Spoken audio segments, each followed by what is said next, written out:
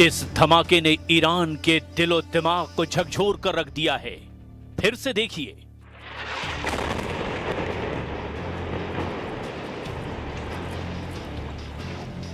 Lebanon में गिराए गए इस बम पर नेतन्याहू के दस्तखत थे। इस धमाके से निकले काले धुएं में ईरान को इजराइल का नया युद्ध नजर आ रहा है। इस धमाके ने ईरान को एहसास दिला दिया है कि हिजबुल्लाह की आड़ में इजराइल पश्चिम एशिया में गाजा से भी बड़ा युद्ध करने जा रहा है, जिसका असली मकसद ईरान से जंग है।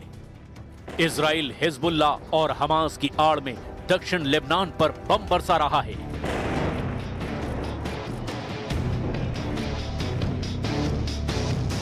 चाहे वो तायर हो या फिर सिदोन, फिलिस्तीन शरणार्थी कैंपों पर इजराइल के टारगेट है। इजराइल का दावा है कि दक्षिण लेबनान में ऐसे टारगेट तबाह किए जा रहे हैं जहां इजराइल के खिलाफ साजिश हो रही है।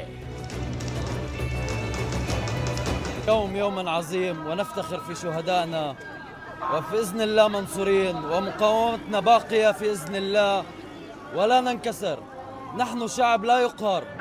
गाजा के बाद दक्षिण लेबनान पर हमलों ने ईरान को चौकन्ना कर दिया है और यही वजह है कि ईरान एक बार फिर इजराइल को अपनी मिसाइल पावर की याद दिला रहा है। ईरान के विदेश मंत्री अब्बास अराक्ची ने कहा कि ईरान अब इजराइल के खिलाफ नया युद्ध लड़ने के लिए पहले से ज्यादा तैयार है। अराक्ची का दावा है कि इजराइल की मिसाइलों की क्वालिटी यानी मारक क्षमता बढ़ गई है, क्वांटिटी यानी तादाद भी बढ़ गई है। अराक्ची ने कहा कि जून में हुए 12 दिन के युद्ध से ईरान ने बहुत कुछ सीखा है। उसे इजराइल की कमजोरियां पता है, उसे इजराइल की ताकत पता है और दुश्मन को भी पता चल गया है कि अगला हमला हुआ तो वो बचेगा नहीं। सवाल है कि क्या इजराइल पर फिर फटने जा रही है ईरान की मिसाइल? क्या तेल अवीव और हाइफा में फिर इसी तरह होगा हमला?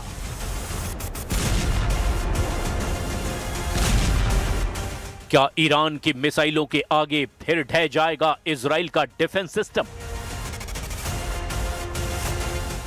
इजराइल पर ईरान के हमले को लेकर बार बार चेतावनी जारी हो रही है। ईरान के विदेश मंत्री से पहले ईरान में सर्वोच्च नेता अली खामनेई के नए कमांडर ऐसे ही हमलों को लेकर आगाह कर चुके हैं।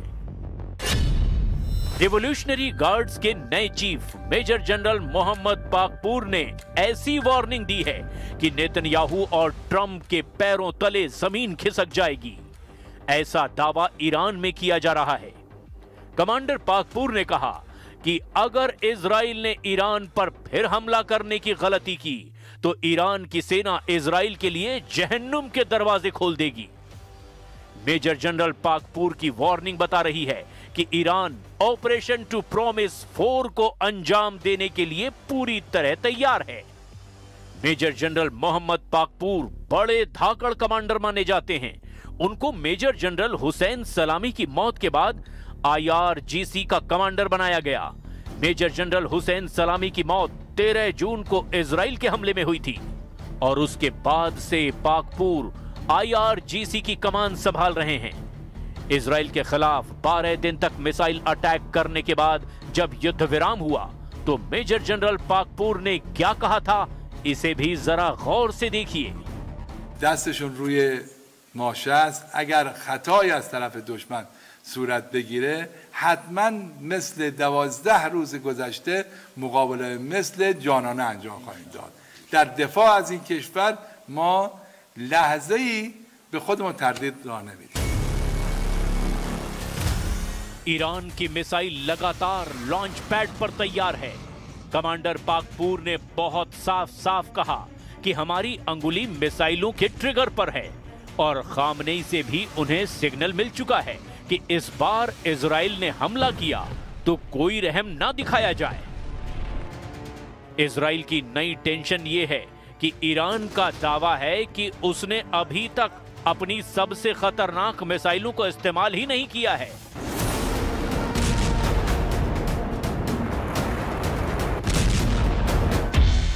लेकिन ईरान से युद्ध को लेकर अमेरिका और इजराइल से लगातार नए नए सिग्नल मिलने लगे हैं। इजराइल पर हुए हमलों में जिन मिसाइलों ने तबाही मचाई है, उनकी लिस्ट भी देख लीजिए, क्योंकि यही अब तक नेतन्याहू के लिए सबसे बड़ी परेशानी बनी हुई है। इनमें सबसे खतरनाक फत्ता-1 और खैबर शिखर मिसाइल शामिल है। इसमें कद्र और इमाद मिसाइल भी शामिल हैं। फत्ता हाइपरसोनिक मिसाइल की रेंज 1400 किलोमीटर है। खैबर शिखर मिसाइल की रेंज 1450 किलोमीटर है। कद्र मिसाइल की रेंज 2000 किलोमीटर तक है और इमाद मिसाइल की रेंज 1700 किलोमीटर है। मिसाइलों को लेकर ईरान की तरफ से ऐसी वार्निंग इसीलिए आ रही है क्योंकि नेतन्याहू और ट्रंप का रुख ईरान को लेकर काफी सख्त देखा जा रहा है।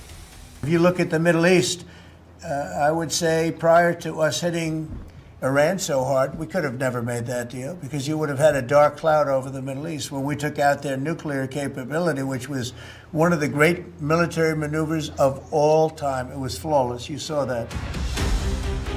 ट्रंप और नेतन्याहू दोनों जानते हैं कि इजराइल पर ईरान की जितनी मिसाइल गिरी, ऐसे हर धमाके ने इजराइल के मिसाइल डिफेंस सिस्टम का पुर्जा ढीला कर दिया। तेल अवीव से लेकर हाइफा और अशदोद से लेकर बेन गुरियन हवाई अड्डे तक हर मिसाइल हमले ने नेतन्याहू को ईरान पर नया प्लान बनाने पर मजबूर कर दिया। यही वजह है कि नेतन्याहू ने ईरान को घेरने के लिए अब नई तिकड़म लगाई है। नेतन्याहू ने कहा है कि ईरान के मिसाइल कार्यक्रम पर रोक लगनी चाहिए और उसे 480 किलोमीटर से ज्यादा रेंज की मिसाइल नहीं बनाने दिया जाए। मतलब साफ है कि नेतन्याहू ईरान की उन मिसाइलों से घबरा गए हैं जो 1500 किलोमीटर या उससे ज्यादा रेंज रखती हैं, क्योंकि ईरान और इजराइल की दूरी भी 1500 से 1800 किलोमीटर की रेंज में है।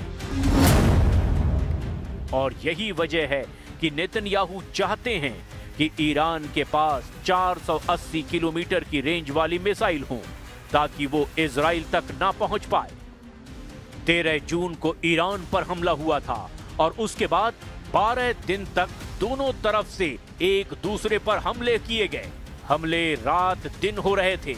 एक तरफ से फाइटर जेट तो दूसरी तरफ से बैलिस्टिक मिसाइल दागी जा रही थी।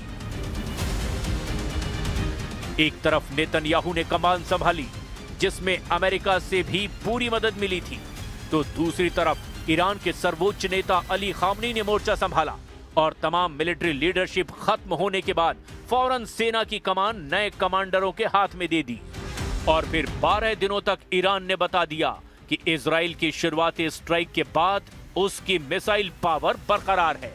موشک‌ها رو نیروهای مسلح و صنایع نظامی ما آماده داشتن، استفاده کردن، به کار بردن، بازم دارن. لازم باشه در وقت دیگر هم ازش استفاده میکنن. ईरान के तेवर बता रहे हैं कि उसकी मिसाइल फिर तैयार है और ईरान पर फिर से हमला हुआ तो तेल अवीव और हाइफा बहुत बुरी तरह दहलेगा। ये वार्निंग ईरान से लगातार आ रही है। ईरान के बड़े बड़े जनरल लगातार इजराइल को वार्निंग दे रहे हैं। ईरान के मेजर जनरल याह्या रहीम सफ़वी, जो सर्वोच्च नेता अली खामनेई के सलाहकार भी हैं, उनका दावा है कि ईरान के पास हजारों मिसाइल और ड्रोन हैं जो खुफिया ठिकानों पर रखे गए हैं और अगर ईरान पर हमला हुआ तो इन सब को इस्तेमाल किया जाएगा। यानी कह सकते हैं कि ये वार्निंग सीधे अली खामनेई की तरफ से आई है। ईरान बार बार ये दावा कर रहा है कि उसने 12 दिन के युद्ध में अब तक अपनी पूरी ताकत का इस्तेमाल नहीं किया है, ना ही अपनी नौसेना और IRGC की गुड्स फोर्स को तैनात किया। और अगर दोबारा युद्ध ईरान पर थोपा गया तो इसका नतीजा इजराइल की संपूर्ण तबाही होगा। तेल अवीव से लेकर हाइफा तक दुनिया ने ईरान के मिसाइल हमलों को देखा, जमीन पर तबाही देखी, बड़ी बड़ी इमारतों को खत्म होते देखा। और ये तस्वीरें नेतन्याहू के कमांड सेंटर से लेकर व्हाइट हाउस में भी देखी गई।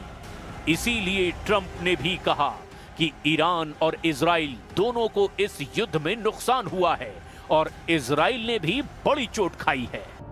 विदेश मंत्री से लेकर IRGC के कमांडर तक ईरान के तेवर देखकर इजराइल और अमेरिका में हड़कंप मचना तय है, क्योंकि ईरान के विदेश मंत्री ने रूस को लेकर भी ऐसी बात कह दी है जिसका मकसद तेल अवीव से ज्यादा व्हाइट हाउस को तनाव देना है। अब्बास अरागची ने कहा कि रूस से लगातार मदद मिली है और अब ईरान और रूस के रिश्ते सामरिक रिश्तों की गहराई उनके दुश्मनों को परेशान कर देगी। टाइम्स ऑफ इजराइल में छपी ये खबर भी नेतन्याहू को तनाव देने वाली है, जिसमें बताया गया कि ईरान के परमाणु वैज्ञानिक साल 2024 में रूस के खुफिया दौरे पर गए थे। ये दौरा 7 से 11 नवंबर के बीच हुआ था।